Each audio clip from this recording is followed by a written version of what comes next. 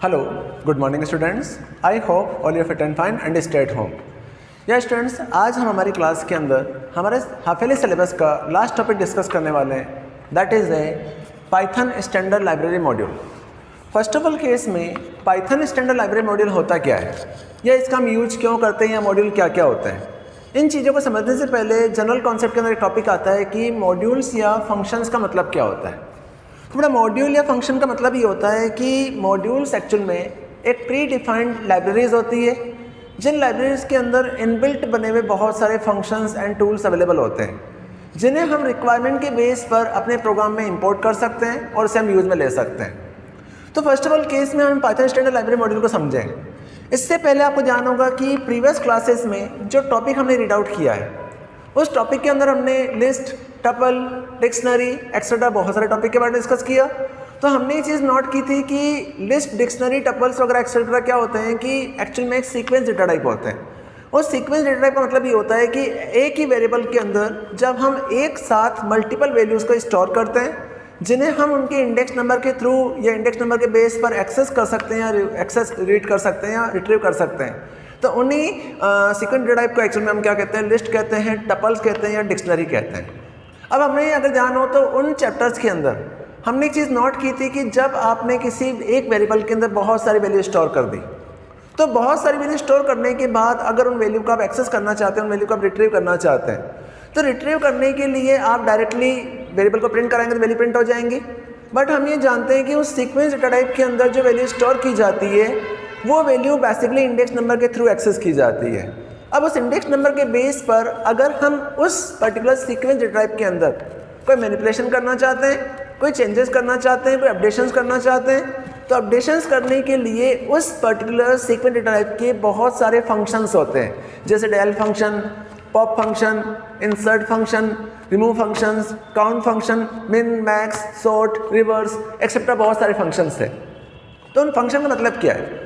तो उन फंक्शन का मतलब ये है कि वो फंक्शंस एक्चुअल में एक प्री डिफाइंड बिल्डिंग ब्लॉक्स होते हैं जो हमारी लिस्ट, डिक्शनरी, टपल, स्ट्रिंग के साथ में बाय डिफॉल्ट अवेलेबल होते हैं। इट मीन्स कि अगर आपने कोई लिस्ट बनाई, कोई डिक्शनरी बनाई या अगर आपने कोई स्ट्रिंग डेटा वेरिएबल बनाया, तो उस वेरिएबल के थ्रू, उस वेरिएबल के ऑब्जेक्ट के थ्रू आप उस पर्टिकुलर टाइप के फंक्शंस को डायरेक्टली आप एक्सेस कर सकते हैं, जिनसे उस लिस्ट में आप मैनिपुलेशन कर सकते हैं या चेंजेस कर सकते हैं। जिस तरह से लिस्ट, डिक्शनरी एंड टपल के अंदर इनबिल्ट बने हुए बहुत सारे फंक्शंस होते हैं, वैसे ही इन केस ऑफ अगर हमें अपनी रिक्वायरमेंट के अकॉर्डिंग कोई एक्स्ट्रा फंक्शनलिटी परफॉर्म करनी है या कोई कैलकुलेशन करनी है या किसी कैलकुलेशन में कोई डेटा रिट्रीव करना है या और डिफरेंट टाइप के हमें वर्क कंप्लीट करने हैं, तो इन सारे वर्क को कंप्लीट करने के लिए आज पाइथन जो एक लाइब्रेरी ब्लॉक होता है, जो एक प्री डिफाइंड एक सॉफ्टवेयर होता है, तो इस सॉफ्टवेयर के अंदर इंटरनल इनबिल्ट बने हुए बहुत सारे मॉड्यूल्स होते हैं। इन मॉड्यूल्स को बेसिकली हम क्या कहते हैं, लाइब्रेरी मॉड्यूल्स कहते हैं। इट मीन्स कि मॉड्यूल्स एक्चुअल में एक ऐसे बिल्डिंग ब्लॉक्स होते हैं जहां डिफरेंट टाइप की लाइब्रेरीज होती हैं। उन लाइब्रेरीज के अंदर डिफरेंट टाइप के फंक्शंस अवेलेबल होते हैं, जिन फंक्शन के थ्रू हम अपनी प्रोग्रामिंग को ईजी कर सकते हैं या किसी भी प्रोग्राम को ईजिली मैनिपुलेट कर सकते हैं। तो उसी चीज़ को हम क्या कहते हैं, पाइथन स्टैंडर्ड लाइब्रेरी मॉड्यूल्स कहते हैं। तो क्या यूज में आता है कि other than built in function, standard library also provide some modules having functionality for specialized action. A Python module is a file which contains some variable and constant. Some function objects are defined in it which can be used in other function programs. In order to use modules, you need to first import the module in your program, then you can use the modules function. कि it means कि modules actual में libraries या libraries का ऐसा group होता है, ऐसा building blocks होता है जिसमें डिफरेंट टाइप के फंक्शंस अवेलेबल होते हैं जो बिल्ट इन के अलावा अवेलेबल होते हैं, जिन्हें हम अपने प्रोग्राम में अपने रिक्वायरमेंट के अकॉर्डिंग इंपोर्ट कर सकते हैं और अपनी रिक्वायरमेंट के अकॉर्डिंग उन्हें यूज़ में ले सकते हैं। तो उन्हीं मॉड्यूल्स को हम एक्चुअल में क्या कहते हैं, स्टैंडर्ड लाइब्रेरी मॉड्यूल्स कहते हैं। लेकिन सबसे इंपॉर्टेंट टर्म ये है कि जब हम इन स्टैंडर्ड लाइब्रेरी मॉड्यूल्स को यूज करते हैं, तो फर्स्ट ऑफ ऑल केस में हमें अपने प्रोग्राम के अंदर उस मॉड्यूल को इंपोर्ट करना कंपलसरी है, क्योंकि इंटरप्रेटर जब उस प्रोग्राम को पढ़ेगा, तो इंटरप्रेटर जब उस प्रोग्राम को रीड करेगा, तो अगर उसे मॉड्यूल अवेलेबल नहीं होंगे या मॉड्यूल नहीं मिलेंगे, तो इंटरप्रेटर उस प्रोग्राम को समझ नहीं पाएगा ये फंक्शन कहाँ से आ रहे हैं। तो फर्स्ट ऑफ ऑल केस में किसी भी इनबिल्ट फंक्शन को अगर आप यूज करना चाहते हैं, तो उसके लिए उसका रिक्वायर्ड मॉड्यूल आपको इंपोर्ट करना कंपलसरी है। अब इन केस ऑफ आज पाइथन एक ब्रॉड लैंग्वेज है और इस ब्रॉड लैंग्वेज के अंदर डिफरेंट टाइप के बहुत सारे मॉड्यूल्स होते हैं। लेकिन इन मॉड्यूल के बेस पर आज हमारे सिलेबस के अंदर बेसिकली 3 टाइप के मॉड्यूल डिफाइन किए हुए हैं कि हम 3 टाइप के मॉड्यूल का यूज कर सकते हैं, जिनमें सबसे पहला मॉड्यूल हमारा दिया हुआ है मैथ मॉड्यूल, सेकंड मॉड्यूल होता है उसे कहते हैं रैंडम मॉड्यूल, और तीसरा मॉड्यूल होता है उसे कहते हैं स्टैटिस्टिक्स मॉड्यूल। कि बेसिकली हमारे सिलेबस के अंदर 3 टाइप के मॉड्यूल डिफाइन किए हुए हैं जिनका हम यूज कर सकते हैं, जिन्हें हम ऑपरेट कर सकते हैं। तो इन्हीं मॉड्यूल में सबसे पहला हमारा मॉड्यूल आता है मैथ मॉड्यूल, कि इट मीन्स कि अगर हम अपनी कैलकुलेशन के अंदर मैथमेटिकल वर्क को कंप्लीट करना चाहते हैं, मैथमेटिकल कैलकुलेशन परफॉर्म करना चाहते हैं, तो मैथमेटिकल कैलकुलेशन परफॉर्म करने के लिए हम मैथ मॉड्यूल को यूज़ में ले सकते हैं। सेकेंड मॉड्यूल होता है रैंडम मॉड्यूल, और तीसरा मॉड्यूल आ रहा है स्टैटिस्टिक्स मॉड्यूल। इन्हीं मॉड्यूल में सबसे पहला मॉड्यूल आता है, उस मॉड्यूल को हम कहते हैं मैथ मॉड्यूल। तो बेटा मैथ मॉड्यूल का मतलब ये होता है कि in order to work with function of math module you need to first import it to, कि फर्स्ट और मॉड्यूल होता है उस मॉड्यूल को हम कहते हैं मैथ मॉड्यूल। तो मैथ मॉड्यूल का मतलब ये होता है कि अगर हमें अपने प्रोग्राम के अंदर डिफरेंट टाइप की मैथमेटिकल कैलकुलेशन को सॉल्व करना है या डिफरेंट टाइप की एक्सप्रेशन को सॉल्व करना है, तो एक्सप्रेशन को सॉल्व करने के लिए हमें मल्टीपल वेरिएबल बनाने पड़ते हैं और वेरिएबल को वन बाय वन एग्जीक्यूट करना पड़ता है, जो टाइम कंज्यूम होता है। तो इस टाइम को सेव करने के लिए अगर हम कुछ इनबिल्ट बने हुए फंक्शंस अवेलेबल हों, जिन फंक्शन के थ्रू हम अपनी मैथमेटिकल एक्सप्रेशन को ईजिली परफॉर्म कर सकें और ईजिली सॉल्व कर सकें, तो इसी चीज़ को अप्लाई करने के लिए सबसे पहला और सबसे इंपॉर्टेंट मॉड्यूल यूज़ में आता है, उस मॉड्यूल को हम कहते हैं मैथ मॉड्यूल। मैथ मॉड्यूल के अंदर इनबिल्ट बने हुए बहुत सारे मैथमेटिकल फंक्शंस होते हैं, जिन फंक्शन को हम अपने प्रोग्राम के अंदर यूज कर सकते हैं, उन्हें ऑपरेट कर सकते हैं। लेकिन फर्स्ट ऑफ ऑल केस में अगर हम किसी भी मॉड्यूल को यूज करते हैं, तो उस मॉड्यूल को यूज करने से पहले हमें उस मॉड्यूल को क्या करना पड़ेगा, इंपोर्ट करना होगा। अपने प्रोग्राम के अंदर क्या करना पड़ेगा, इंपोर्ट करना होगा। तो अगर आप किसी भी मॉड्यूल को इंपोर्ट करना चाहते हैं, तो उस मॉड्यूल को इंपोर्ट करने का जो सिंटेक्स होता है, उस सिंटेक्स में सबसे पहले यहाँ पे इंपोर्ट कीवर्ड लिखा जाता है। इंपोर्ट कीवर्ड के बाद यहाँ पे उस मॉड्यूल का नेम लिखा जाता है कि इट मीन्स किस नेम का मॉड्यूल आप यूज़ में ले रहे हैं। फॉर एग्जांपल मैंने यहाँ पे लिखा इंपोर्ट, देन यहाँ पे लिखा मैथ। तो इस चीज़ का बेनिफिट ये है कि जब इंटरप्रेटर इस प्रोग्राम को रीड करेगा या किसी प्रोग्राम को चलाएगा, तो प्रोग्राम को रीड करते समय वो आइडेंटिफाइड कर लेगा कि पर्टिकुलर मैथ मॉड्यूल के अंदर जो इनबिल्ट बने हुए फंक्शंस होंगे, उन फंक्शन को आप प्रोग्राम में एक्सेस कर सकते हैं। आज मैथ मॉड्यूल के अंदर बहुत सारे फंक्शंस होते हैं। उन फंक्शन में सबसे पहला फंक्शन यूज में आता है, उस फंक्शन को हम कहते हैं सील फंक्शन। तो सील फंक्शन का मतलब होता है the seal function return the smallest integer not than less than number, कि कोई भी नंबर आपने पास किया तो उस नंबर का जो लास्ट स्मॉलेस्ट नंबर होता है, वो स्मॉलेस्ट नंबर क्या करेगा, सील फंक्शन रिटर्न करेगा। तो इस मॉड्यूल के अंदर बहुत सारे फंक्शंस होते हैं, उन्हीं फंक्शन में सबसे पहला फंक्शन यूज में आता है सील फंक्शन। तो सील फंक्शन का मीनिंग ये होता है the seal function return the smallest integer not less than the number, कि कोई भी एक इंटीजर नंबर रिटर्न करता है और वो इंटीजर नंबर जो नंबर आप पास कर रहे हैं उस नंबर से छोटा होना चाहिए, उससे छोटा होगा तो उस स्मॉलेस्ट इंटीजर नंबर को क्या करता है, रिटर्न करता है। इसी का अपोजिट नेक्स्ट फंक्शन होता है, उस फंक्शन को हम कहते हैं फ्लोर फंक्शन। तो फ्लोर फंक्शन का मतलब ये होता है the floor function return the largest integer number not greater than the number, कि जो नंबर आप पास कर रहे हैं उस नंबर से लार्जेस्ट ग्रेटर नंबर होता है, उस नंबर को ही रिटर्न करता है। इट मीन्स कि हम अपने रिक्वायरमेंट के अकॉर्डिंग अलग अलग फंक्शन का यूज कर सकते हैं। नेक्स्ट फंक्शन आता है एस्क्यूआर्ट पावर फंक्शन। तो हम जानते हैं कि पावर फंक्शन का मतलब होता है कि किसी भी नंबर की अगर हमें कोई पावर निकालनी है तो पावर फंक्शन का यूज किया जाता है। जब आप पावर फंक्शन का यूज करेंगे तो इसमें 2 पैरामीटर पास होंगे। उन 2 पैरामीटर में पहला पैरामीटर वो होगा कि जिस नंबर की आपको पावर निकालनी है, प्लस सेकंड पैरामीटर वो होगा कि किस नंबर तक निकालनी है। तो नेक्स्ट फंक्शन होता है पावर फंक्शन, जो किसी भी नंबर की पावर रिटर्न करता है। जस्ट लाइक कि हमने यहाँ पे डाला 2, यहाँ पे डाला 3, तो 2 की पावर क्या बन जाएगा, 3। तो आंसर क्या आएगा, 2 × 2 × 2 = 8। तो आंसर क्या रिटर्न करेगा, 8 रिटर्न करेगा।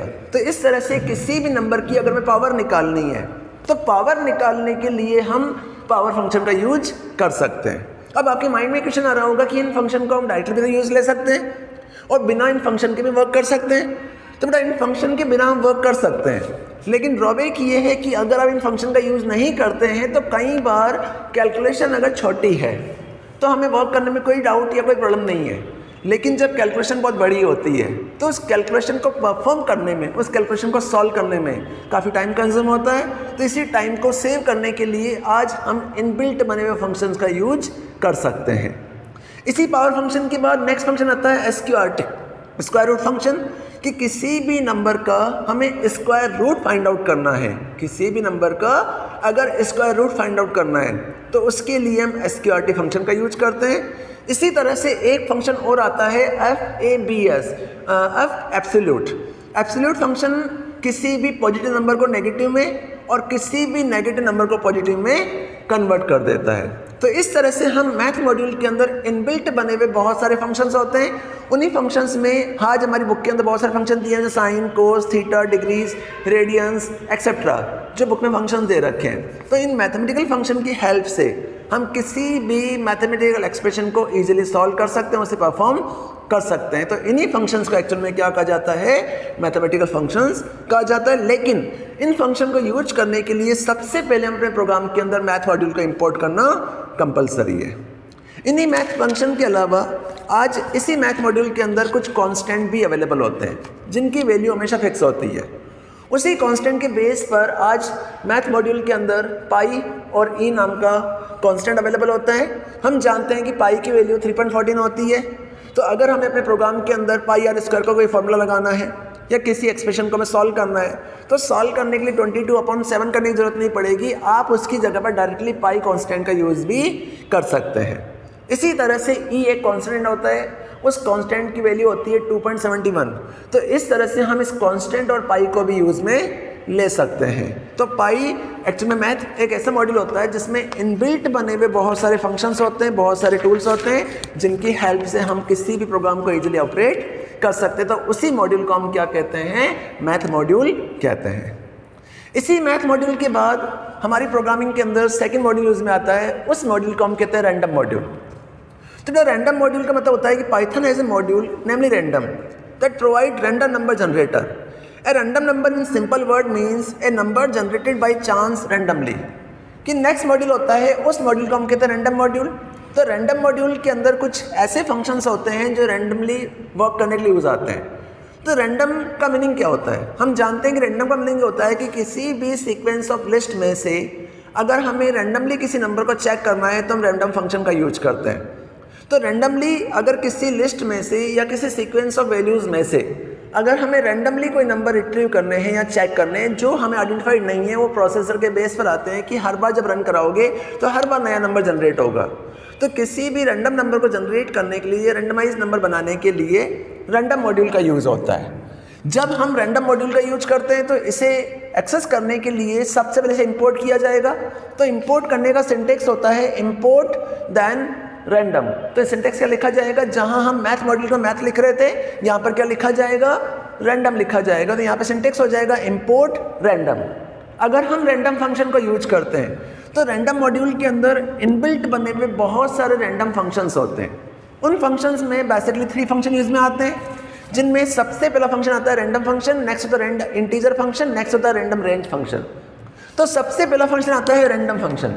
तो रैंडम फंक्शन का मतलब ये होता है कि it return a random floating point number and in range of 0.0 to 1.0। 0.0 is less than of 1.0। Notice that the number generated with the random will always be less than the 1.0। कि सबसे पहला function इसमें आता है, उस function को हम कहते हैं रैंडम फंक्शन। तो रैंडम फंक्शन का मीनिंग ये होता है कि random number return the floating point number between the 0.0 to 1.0।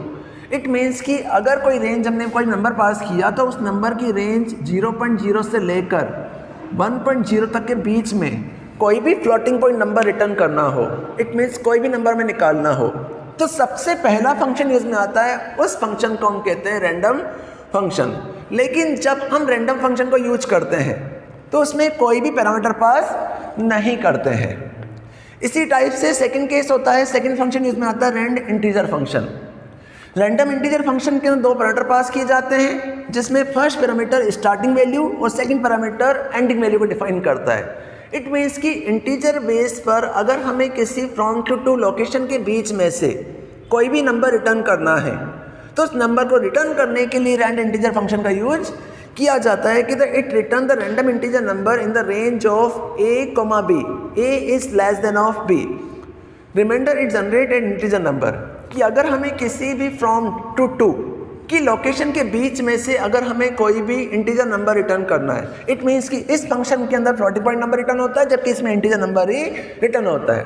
तो अगर हमें किसी भी फ्रॉम टू रेंज के बीच में से अगर हमें कोई इंटीजर नंबर रिटर्न करना है तो हम रैंड इंटीजर फंक्शन का यूज करते हैं। इस फंक्शन के केस में अगर आपने फर्स्ट पैरामीटर पास नहीं किया तो बाय डिफॉल्ट ये क्या लेगा, 0 लेगा। कि जिस तरह से लूप स्टेटमेंट के अंदर अगर हम कोई भी स्टार्टिंग पोजीशन नहीं देते तो बाय डिफॉल्ट लूप हमारा 0 से स्टार्ट होता है, इंडेक्स नंबर 0 से स्टार्ट होती है। वैसे ही रैंड इंटीजर फंक्शन के अंदर अगर आपने फर्स्ट पैरामीटर पास नहीं किया तो उस केस में ये बाय डिफॉल्ट क्या मानेगा, 0 मानेगा और एंड -1 तक लूप चलेगा, मतलब उस रेंज में से वैल्यू को रिट्रीव करके लेकर आएगा। इसी रैंड इंटीजर फंक्शन के बाद हमारा नेक्स्ट फंक्शन इसमें आता है, उस फंक्शन को हम कहते हैं range function, random range function. Range function का मतलब होता है कि it return the random number from the range start, stop and step value. सबसे पहला फंक्शन होता है इस रेंज फंक्शन का मतलब होता है कि ये फंक्शन भी same to same range integer function की तरह ही होता है, बट चेंज ये है कि इसमें हम एक ऑप्शनल पैरामीटर जिसे स्टेप कहते हैं इसे भी पास करते हैं। तो ये फंक्शन किस बेस पर काम करता है कि आपने स्टार्टिंग वैल्यू दे दी, एंडिंग वैल्यू दे दी, तो स्टार्टिंग और एंडिंग के बीच में वैल्यू को निकालेगा प्लस साथ में इंक्रीमेंट भी करेगा। इट मीन्स कि जो वैल्यू आपने पास की है उससे ज़्यादा स्टेप वैल्यू भी रिटर्न करके लेकर आएगा, जिसे हम एग्जाम्पल के थ्रू समझेंगे तो हम आइडेंटिफाइड हो जाएगा। तो नेक्स्ट मॉड्यूल होता है, उस मॉड्यूल को हम कहते हैं रैंडम मॉड्यूल। तो रैंडम मॉड्यूल के अंदर बेसिकली 3 टाइप के फंक्शन यूज में लिए जाते हैं। इन्हीं मॉड्यूल के बाद हमारा तीसरा मॉड्यूल आता है, उस मॉड्यूल को हम कहते हैं स्टैटिस्टिक्स मॉड्यूल। रैंडम मॉड्यूल के बाद हमारा नेक्स्ट मॉड्यूल आता है, उस मॉड्यूल को हम कहते हैं स्टैटिस्टिक्स मॉड्यूल।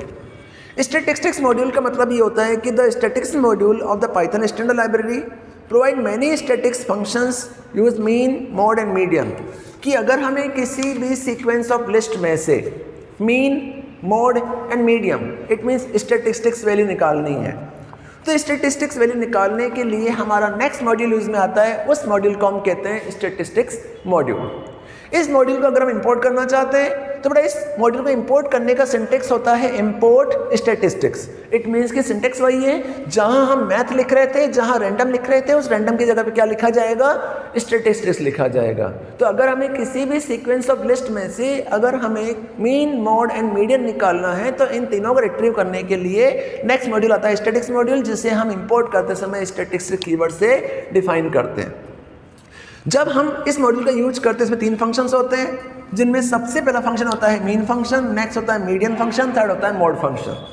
तो सबसे पहला फंक्शन इसमें आता है, उस फंक्शन को हम कहते हैं मीन फंक्शन।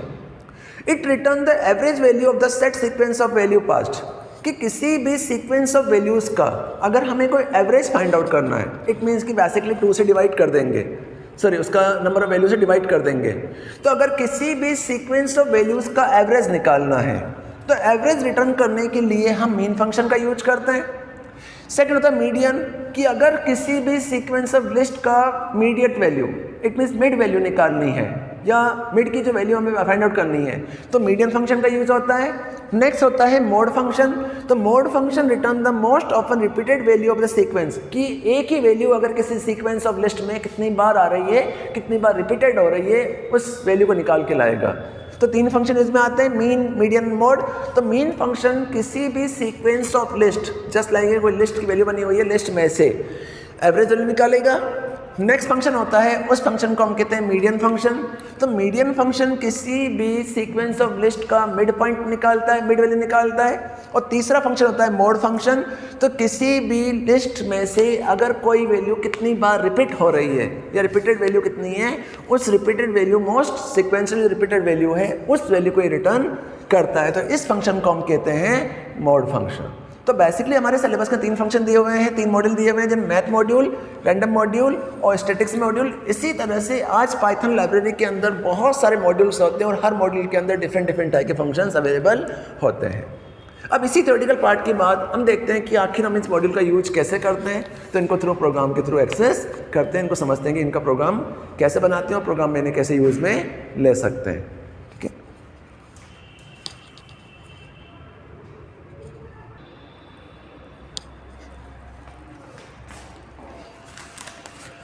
उसी थ्योरेटिकल पार्ट के बाद अब हम इन तीनों मॉड्यूल को कैसे यूज़ में लेते हैं, इन चीज़ों को समझने के लिए मैंने सामने एक एग्जांपल बनाया है और इस एग्जांपल के अंदर मैंने तीनों ही फंक्शंस को डिस्क्राइब किया है कि किस तरह से इस मॉड्यूल के अंदर फंक्शन को यूज़ में ले सकते हैं। तो फर्स्ट ऑफ ऑल केस में हमारा सबसे पहला मॉड्यूल आ रहा है, that is a math module. तो बड़ा हम जानते हैं कि मैथ मॉड्यूल का मीनिंग ये होता है कि अगर किसी भी मैथमेटिकल एक्सप्रेशन को सॉल्व करना हो या किसी मैथमेटिकल फंक्शन को यूज करना हो तो हम मैथ मॉड्यूल का यूज करते हैं। तो फर्स्ट ऑफ ऑल केस में मैंने एक ही प्रोग्राम के अंदर सारे फंक्शन को डिस्क्राइब किया है। तो सबसे पहले मैंने स्टेटमेंट लिखी इंपोर्ट मैथ लिखने के बाद x और y दो वेरिएबल बना दिए, दोनों वेरिएबल के अंदर वैल्यू को रन टाइम पे इनपुट करा दिया जिस नंबर के ऊपर फंक्शन को अप्लाई करना है। वैल्यू पास कराने के बाद दोनों को प्रिंट करा दिया, x और y को प्रिंट करा दिया। अब x और y प्रिंट करने के बाद हमने अभी डिस्कस किए थे कि ceil, floor, square root, power, then ABS function use में आता है। तो हम सबसे पहला फंक्शन यूज में लेना चाहते हैं सील फंक्शन। तो सील फंक्शन को यूज करने के लिए मैंने यहाँ पे लिखा c equal to math dot ceil of x। It means कि x यहाँ पे वो वेरिएबल है, वो वैल्यू है जिसका हम सील निकालना चाहते हैं, रिटर्न वैल्यू निकालना चाहते हैं। तो मैंने इस स्टेटमेंट लिखी c equal to math dot ceil. It means कि सबसे इंपॉर्टेंट चीज़ ये है कि ये जो सील फंक्शन है वो सील फंक्शन डायरेक्टली एक्सेस नहीं होता है, ये सील फंक्शन एक्चुअल में मैथ मॉड्यूल का फंक्शन है। तो अगर हम सील फंक्शन को यूज करना चाहते हैं तो इसे यूज करने के लिए हमें मैथ मॉड्यूल को इंपोर्ट करना कंपलसरी है, प्लस मैथ मॉड्यूल का लाइब्रेरी यहाँ पे देना कंपलसरी है। यहाँ लिखा मैंने math dot ceil of x. तो जो भी वैल्यू मैं इनपुट कर रहा हूँ उसका सील निकाल किस में आ जाएगी, सी में आ जाएगी और मैंने यहाँ पे सी को प्रिंट करा दिया। सेकेंड फंक्शन आ रहा है फ्लोर फंक्शन। तो फ्लोर फंक्शन भी वैल्यू को रिटर्न करता है। अगर ये वैल्यू रिटर्न करता है इस वजह से मैंने यहाँ पे लिखा f equal to math dot floor. जो वैल्यू मैं x वैल्यू पास कर रहा हूँ उसका फ्लोर वैल्यू निकलेगी और फ्लोर वैल्यू निकल किस में आ जाएगी, f में आ जाएगी और आपको मैंने यहाँ पे प्रिंट करा दिया। तो पहला फंक्शन हो गया सील फंक्शन, दूसरा फंक्शन हो गया फ्लोर फंक्शन।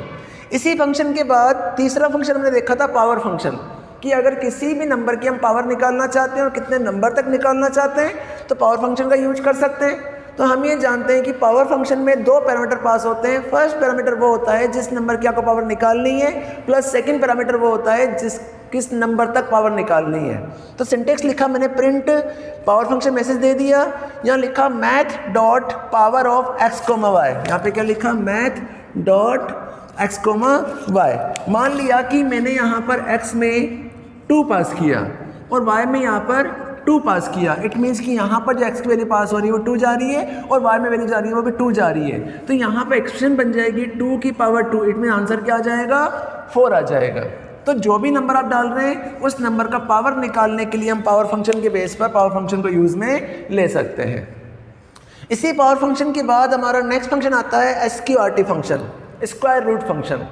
तो बेटा स्क्वायर रूट फंक्शन का मीनिंग ये होता है कि अगर किसी भी एक नंबर का हमें रूट निकालना है तो स्क्वायर रूट फंक्शन का यूज कर सकते हैं। अगर हम इस फंक्शन को यूज़ नहीं करेंगे तो हमें इंडिविजुअली वैल्यू को चेक करना पड़ेगा और कैलकुलेशंस लगाकर स्क्वायर रूट निकालना होगा। बट हम इनबिल्ट बने फंक्शन का यूज करना चाहते हैं, SQRT का यूज कर सकते हैं। तो सिंटेक्स होता है मैथ डॉट स्क्वायर रूट, एक ही पैरामीटर पास होता है जिस नंबर का आप स्क्वायर रूट निकालना चाहते हैं।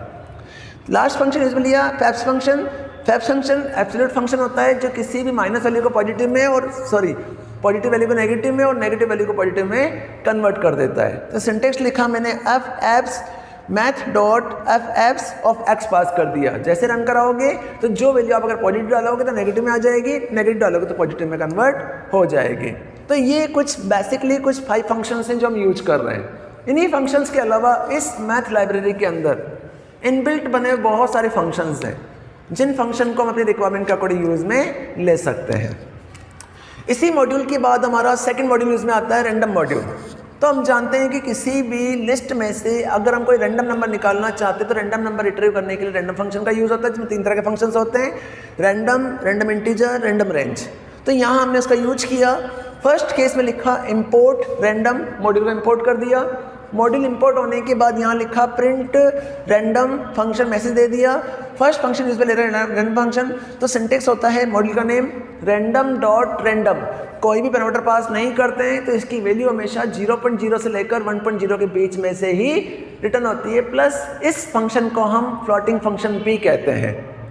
इसी फंक्शन के बाद नेक्स्ट फंक्शन आता है रैंडम इंटीजर, कि अगर किसी गिवन रेंज में से अगर हम मिड में से कोई इंटीजर नंबर निकालना चाहते हैं, कोई भी सीक्वेंशियल नंबर निकालना चाहते हैं, जिस लाइक गेम खेल रहे हैं तो गेम में रैंडम नंबर जनरेट होते हैं, तो हम रैंडम इंटीजर का यूज करते हैं। फॉर एग्जांपल मैसेज दिया random dot rand integer RANDINT, इसमें शॉर्ट में लिखा जाता है RANDINT, रैंड इंटीजर फंक्शन है। हमने वैल्यू पास कर दी 15,30। जैसे रन कराओगे तो इन दोनों रेंज के बीच में से नंबर हमारा शो हो जाएगा। बट ये ध्यान रखना कि जब इसे हर बार रन कराओगे तो हर बार एक नया नंबर जनरेट होगा, क्योंकि ये सीक्वेंस नंबर नहीं है, ये रैंडम नंबर है। इसी फंक्शन के बाद थर्ड फंक्शन यूज में आ रहा है रैंड रेंज फंक्शन। सिंटेक्स लिखा, मैसेज दिया, रैंडम डॉट रैंडम रेंज 15,45 पास कर दिया, कोई भी स्टेप वैल्यू पास नहीं की, तो बाय डिफ़ॉल्ट जो नंबर आना है, जो रैंडम नंबर आना है, वो नंबर जनरेट हो जाएगा। अगर हम चाहें तो इसमें स्टेप भी दे सकते हैं। अगर स्टेप दोगे तो जो नंबर आपका आ रहा है उसमें स्टेप वैल्यू क्या हो जाएगी, ऐड हो जाएगी। इट मीन्स एक इंक्रीमेंट नेक्स्ट नंबर क्या आएगा उससे इंक्रीमेंट होके आएगा। तो उस फंक्शन को हम कहते हैं रैंडम रेंज फंक्शन। तो ये 3 फंक्शन हमारे रैंडम मॉड्यूल के अंदर यूज़ में लिए जाते हैं, जिनके कुछ एग्जांपल्स मैं आपके साथ शेयर करूंगा, जिनको आप एक बार ट्राई करके देखेंगे। तो ये हमारा एग्जांपल फर्स्ट एग्जांपल है, ये हमारा एग्जांपल सेकंड एग्जांपल है, और ये एग्जांपल हमारा थर्ड एग्जांपल है। रैंडम फंक्शन के बाद हमारा तीसरा मॉड्यूल आता है, उस मॉड्यूल को हम कहते हैं स्टैटिस्टिक्स मॉड्यूल। तो बेटा स्टैटिस्टिक्स मॉड्यूल का मतलब होता है कि अगर किसी भी सीक्वेंस ऑफ लिस्ट में से हमें mean, mode and median find out करना है, तो mean, mode and median find out करने के लिए स्टैटिस्टिक्स मॉड्यूल का यूज़ होता है। कैसे यूज करते हैं? फॉर एग्जांपल सबसे पहले मैं यहाँ पे लिखा इंपोर्ट स्टैटिस्टिक्स, मॉड्यूल का नेम दे दिया। इसके बाद मैंने यहाँ पे सीक्वेंस SEQ नाम से एक लिस्ट बनाई, उसमें कुछ वैल्यू पास कर दी 5 6 7 5 6 5 5 9 11 12 23 एंड 5। इट मीन्स कि ये मेरी क्या हो जाएगी, लिस्ट हो जाएगी, जिसमें बहुत सारे एलिमेंट पड़े हुए हैं। अब इस लिस्ट में से मुझे हाईएस्ट मिड वैल्यू निकालनी है, कोई एवरेज वैल्यू निकालनी है, या कोई नंबर हमारा रिपीटेड कितने बोर्ड में आ रहा है उनका निकालना है, तो हम यहाँ पर 3 फंक्शन का यूज कर सकते हैं। तो सबसे पहले स्टेप में लिखी print list equal to sequence. जैसे रन कराऊंगा तो सीक्वेंस की वैल्यू क्या हो जाएगी, प्रिंट हो जाएगी। वैल्यू प्रिंट होने के बाद सबसे पहला फंक्शन आता है मीन फंक्शन। तो हम जानते हैं कि मीन फंक्शन किसी भी रेंज में से किसी भी लिस्ट का एवरेज वैल्यू निकालता है। तो यहाँ लिखा मैंने मीन फंक्शन, मैसेज दिया, सिंटेक्स लिखा statistics dot mean of sequence. क्या पास कर दिया इसमें, सीक्वेंस पास कर दिया। तो इस वैल्यू का जो भी एवरेज वैल्यू होगी, इट मीन्स की total value divide by number of value, तो उसका क्या निकल जाएगा, मीन निकल जाएगा। तो मीन फंक्शन क्या करता है, किसी भी नंबर का एवरेज नंबर निकालता है। तो सिंटेक्स हो गया statistics dot mean, parameter pass कर दिया सीक्वेंस। सेकंड फंक्शन इसमें ले रहे हैं mode function, sorry median function. तो मैसेज दिया मीडियन फंक्शन, यहाँ लिखा statistics dot median of sequence. तो इस लिस्ट में जो भी मिड वैल्यू होगी वो मिड वैल्यू निकल के आ जाएगी। इसके बाद तीसरा फंक्शन इसमें ले रहा है मोड फंक्शन। तो मोड फंक्शन जो भी नंबर मल्टी टाइम रिपीटेड आ रहा है उस नंबर को रिटर्न करेगा। तो जैसे रन कराया, मोड फंक्शन मैसेज दिया, सिंटेक्स लिखा statistics dot mode of sequence. जैसे रन कराओगे तो इस लिस्ट में से 5 निकलेगा, 6 निकलेगा, और इसका जो मीडियन जो mode value sorry mean value है, मीन वैल्यू निकल के आ जाएगी। तो इस एग्जांपल जब हम रन कराएंगे तो इसका आंसर जो भी आएगा आंसर आप शो करके देखेंगे। तो इस तरह से हम इन मॉड्यूल्स को यूज में लेते हैं, हम ऑपरेट करते हैं। तो चेंजेस बेटा बस ये है कि जनरली कुछ फंक्शंस ऐसे होते हैं जो डायरेक्टली अवेलेबल नहीं होते, जो किसी भी इनबिल्ट बनी लाइब्रेरी में अवेलेबल होते हैं, जिन्हें हम यूज करने के लिए मॉड्यूल को इंपोर्ट करते हैं या उनकी जो लाइब्रेरी होती है उसे इंपोर्ट करते हैं। बट कुछ फंक्शंस ऐसे होते हैं जो ऑलरेडी अवेलेबल होते हैं, जिन्हें हम किसी मॉड्यूल के थ्रू इंपोर्ट नहीं करते हैं, जो बाय डिफ़ॉल्ट अवेलेबल होते हैं। उन मॉड्यूल को हम कहते हैं, उन फंक्शंस को हम कहते हैं बिल्ट इन फंक्शन। और कुछ फंक्शंस ऐसे होते हैं जो मॉड्यूल के साथ में इंपोर्ट होते हैं, तो उन्हें हम कहते हैं मॉड्यूल या स्टैंडर्ड लाइब्रेरी फंक्शंस। तो इसी के साथ ये टॉपिक मेरे यहाँ पे कंप्लीट हो रहा है। इसके साथ इन प्रोग्राम्स को आप एक बार ट्राई करके देखेंगे, प्लस इन प्रोग्राम्स के साथ में मैं आपके साथ एक PDF शेयर करूंगा जिसमें मैंने कुछ एग्जांपल्स लिखे हैं, प्लस बुक में भी कुछ एग्जांपल दे रखे हैं जिन्हें आप एक बार ट्राई करके देखेंगे और चला के देखेंगे, तभी आपको समझ में आएगा। और इसी टॉपिक के साथ मेरा हाफ ईयरली सिलेबस कंप्लीट हो रहा है। बाकी डाउट्स वगैरह हैं, अगर कोई भी डाउट वगैरह है तो हम मेरे से डिस्कस कर सकते हैं। प्रैक्टिकल कीजिए, प्रैक्टिकल बिना कुछ भी समझ में नहीं आएगा। अगर कहीं कोई प्रॉब्लम होती है तो आप मेरे से डिस्कस कर सकते हैं। घर पर रहिए, सुरक्षित रहिए। Thank you.